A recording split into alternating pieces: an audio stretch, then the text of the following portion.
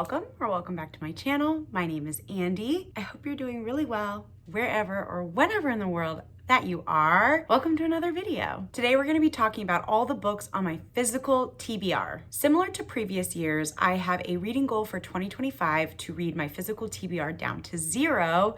So let's chat about the 17 books that I have on my physical TBR. That feels like a very reasonable number to me. The tricky thing is, a lot of these have been on my physical TBR for multiple years. So I'm hoping that making an updated video like this will help hold me accountable for actually picking these up this year, because I don't have any reason not to. Really, I should read them. I just double counted. It is 16 books on my physical TBR. There are a few books where I also have them on audio. The reality is I'll probably read them on audio or listen to them on audio rather than choosing to read the book physically. So I didn't include those specific books in this list. So without further ado, let's jump right in. We're gonna start with a few graphic novels that I purchased semi-recently, like in the last year or two, that I have not yet read. The first one is, I believe, the first volume of the One Piece series. I don't know anything about this series, but I know that it is a crowd pleaser, a cult favorite. I hear that there's a lot of really interesting, lovable, complicated characters and a really expansive world. So I do want to eventually pick this up and see if I want to read throughout the series, but we'll see. The next graphic novel I have is Ghost Roast by Shawnee and Chanel Gibbs. And I believe maybe the artist is Emily Cannon, but I think this is kind of like a coming of age Ghostbusters spin-off where our main character is a young Black girl. I think it's like she's working for her parents' ghost busting company during the summer, and I think all of a sudden she starts to see ghosties or hear ghosties. I don't totally know. I picked this up from one of our local indie bookstores. I like the cover, and yeah, we'll give it a go. The last graphic novel that I have on my physical TBR is Mooncakes by these people at the bottom. I don't know anything about this. I don't even quite remember why I picked this up. Maybe just because it's kind of witchy and Halloween-y and I just missed the season. I don't know. I don't know too much about this little series. Let me know if you've read it. The only contemporary romance that I have unread on my physical TBR is Falling for the Competition by Darby Bayham. This is her newest release in the Friendship Chronicles series.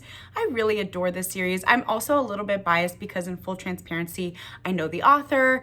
Her sister is one of my best friends from work, and so of course, like, I love her as a person, so I'm obviously gonna really enjoy these books. Last year I got to do a really special Instagram live with her and a few, her sister, who's one of my good friends, and another one of their good friends. And it was so fun to talk about her New York Minute. This series is really fun. You're just following a group of best girlfriends as each one of them falls in love. I don't know which friend this is. Keisha. I'm brain farting. I can't remember who Keisha is. But either way, I got this in kind of like a special PR package when the book first released. I'm really excited to eventually get to this. These are all very feel-good, quick reads, and I love Darby, so yay, I'm gonna read this. The next category of books on my unread physical TBR are the science fiction, fantasy, and fantasy romance. We'll kind of clump those all together. So starting off is Fireheart Tiger, and I picked this up, I think last year, with the intention to read it during Short Stack Readathon, and I just never got to it. And I was out shopping with my sisters for the independent bookstore crawl that happens in DC every year, and so I picked this up, and I just didn't get to it, so I want to read it. Here's the little blurb at the top. It says, award-winning author Aliette de Bodard returns in this fantasy novella that reads like the Goblin Emperor meets Howl's Moving Castle in a pre-colonial Vietnamese-inspired world. And I think it's maybe like a second chance romance where the main protagonist gets shipped off as a kid and returns to her kingdom and is acting as a diplomat. Again, very teeny tiny. Is it even 100 pages? I'm not sure. I think it's just under 100 pages. I can definitely get to this. The cover's beautiful. If I remember correctly, this was one of the featured bookstore staff blurbs, and that blurb is what caught my eye. So definitely want to pick this up. Next up, I have Sea of Tranquility by Emily St. John Mandel. I think that there's a TV adaptation for this, or maybe that's another one of this author's books. I kind of forgot. Either way, this has been on my radar for many, many years. I don't know anything about the plot. I'm kind of a sucker just for the cover. I also low-key think this might work in February as having a, what's the bus cover? Having a skyline of some kind on the cover. So like, is this a contender? Maybe. But yeah, this is a very popular book. I want to get to it eventually. I'll probably do an immersive reading experience where I pair reading it physically with an audio version. So, but I don't have that yet. So we'll see. Pretty cover. Okay, next. I also picked this book up last year at our independent bookstore crawl 2024, We Hunt the Flame. I've seen this kind of all over the place, a little bit on a little bit on Book Talk, a little bit on YouTube, on BookTube, but I haven't seen too many reviews. Again, I'm not totally sure what the premise is. I would have known the premise a year ago when I bought it, but I can't remember in this moment. The top little blurb says, "People lived because she killed. People died because he lived." Oh, if that's not dramatic, I don't know what is. I also like this kind of moody cover. Yeah, Hafsa Faisal, I think is the author. Yeah, hopefully we'll get to it. All right, next up we've got Age of Myth by Michael J. Sullivan. This is the first book in the Legends of the First Empire series. I've had this on my radar for a few years now.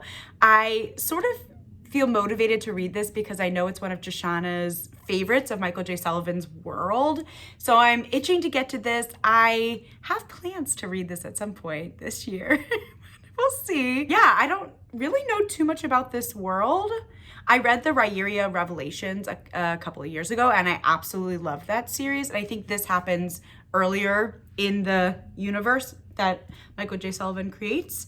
So yeah, I'm really looking forward to this one. Can't wait.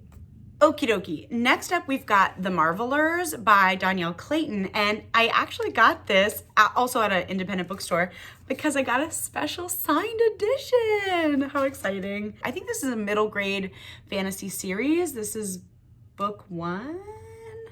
Question mark? Uh-oh. I don't know. I do think it's part of a series, but don't quote me on that. I don't know anything about this, but I really like the cover. I again read one of the bookstore staff blurbs that really sold it to me. And of course it's a special edition because it's signed. Yeah, I feel like I'll really like this. Maybe I'll read this for middle grade March, if it is in fact middle grade. There we go.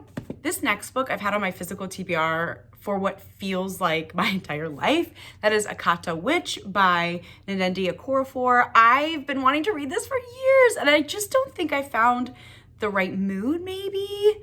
I'm not sure. I've heard nothing but good things about this book, but like this series at large. One of my work friends, this is like one of her favorite series. And she, when I first bought this book, she was like, "Oh my God, tell me when you read it." And it's been years now and I haven't read it. So I must read this. All of these books I really want to read. Why are they still in my physical TBR? I guess everyone says that though, right?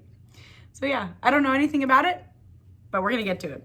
Alrighty, next up is Ship of Magic by Robin Hobb. I read the Farseer trilogy, gosh, maybe back in 2020, 2021-ish, and I liked it. It was pretty good. I think I gave all of the books 3.5 or 4 stars. I know people are obsessed with, who's the sad guy, the main character in that? Oh my God, it's gonna drive me crazy that I can't think of it in this moment. I don't know. Anyways, this is in Robin Hobb's universe, but you're following very different characters, and I think you're in a totally different setting as well. From what I remember, you're following maybe a family, and they have a relationship with these magical ships that they can communicate with. I kind of want to go into it pretty blind. I enjoy fantasy books with that idea. I don't like to read too much into the premise for these kinds of big magical worlds. But yeah, I'll definitely get to this eventually. I don't know that I'll necessarily pick this up this year. It's been sort of on my fantasy, my series TBR for quite some time. So I think I would prioritize the Michael J. Sullivan over Robin Hobb, but who knows? Who knows? Those were all the fantasy, science fiction, and fantasy romance on my physical unread TBR list, shelves. I have a couple literary fiction, historical fiction. The first is Wayward by Amelia Hart. I believe that my sister gifted this to me at some point, or maybe we were book shopping and she inspired me to pick it up. I've heard really mixed things about this. So I mean, if in full transparency, I really bought it because I really like the cover. I think it's kind of like a witchy story about sisters and maybe is following the whole family or across multiple generations. I don't know that I'm gonna read this quite yet. Maybe I'll wait till spooky season, but here it is. Oh, the stack is getting big. Okay. The next one I picked up when I was just booping around town. I walked into Politics and Prose, the one near me, and I like this cover. And I feel like in my research for one of my Reading Roulette videos, I came across this book. I can't quite remember which one, but the cover is so pretty. I don't know what it's about though. Are you noticing a theme here? I don't know what any of these books are about. Oh, it sounds like maybe we're following a indigenous family from Nova Scotia and how they come to the United States. I don't know. It's won an award, so that's always a good sign. Okay, there we go. Ooh, shaking the camera. These last three are nonfiction, and in full transparency, two of them, I don't know that I'll ever read them in their entirety, but who knows. This first one is You Had Me at Pet Nat, and I went to a special author book signing event for Rachel Signer? Oh God, I'm forgetting her name. But either way, she runs a natural winery, I guess. And so this book is kind of talking about her experience in the natural wine scene and all the knowledge and her travels. And I think some of it's part memoir, but we got to go to this event. We got to meet the author, and I got this book signed too. I don't know that I cared to read this book. It's special to me because the event was very cool and we got to like taste some of her wines. And again, my sister and I got to chat with the author for a little bit, so that was very special. So I might pick this up. I think Maddie read it. I'm not 100% sure. Maybe, but it's also pretty and it has sentimental value. And it's personally signed to me, so I'm gonna keep it for forever. The next book is The Body Keeps the Score by Bessel van der Kolk. And here's the thing, I have read parts of this book, but I've never actually read it in its entirety. And I did buy myself a physical copy because I would eventually like to sit through and maybe annotate and highlight what feels relevant and important to me. If you don't know, I actually work in the mental health field and I have done quite a bit of trauma work. And I feel like, you know, this is sort of a work-related text that I would like to really dive deeply into. But I'm not in any rush and I may not read the whole thing. I may just pick out parts that I'm most curious about or wanting to learn more about. But I've also heard really good things about this work in its entirety. So we'll see. I also like the cover. Okay. Ooh, can you see the stacks getting tall? The last book on my physical TBR is Feeding Ghosts, which is a graphic memoir. I love graphic memoirs. I feel like they are incredibly underrated. I've read a few. All of them are amazing, fascinating, and it's just such a captivating way to tell one story. And I don't know anything about this in particular. Again, I picked this up at an indie bookstore near me. The staff blurb is what really got me. Let's see if I can find anything. I don't know this author. Tessa Holes. Okay, here's the little blurb. In this evocative, genre-defying graphic memoir, Tessa Holes tells the story of 3 generations of women, her Chinese grandmother, her mother, and herself. Ah, okay, fascinating. It's also kind of chunky, but it's really pretty.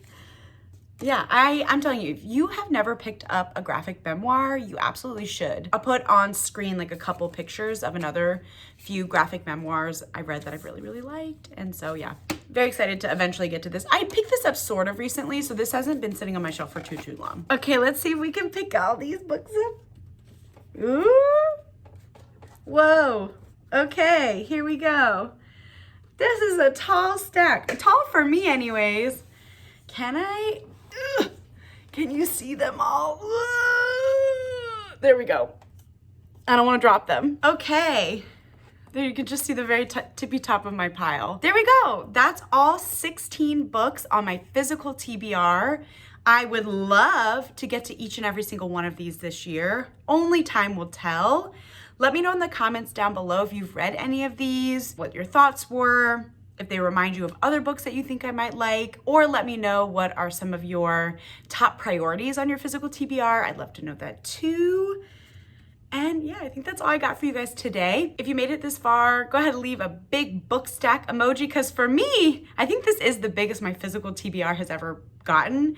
I've mentioned this before, but generally speaking, I have the tendency to only buy the physical books of audio books that I've absolutely loved and want to be able to lend out to friends and family, or just kind of they act as a book trophy, I guess, for some of my absolute favorite books.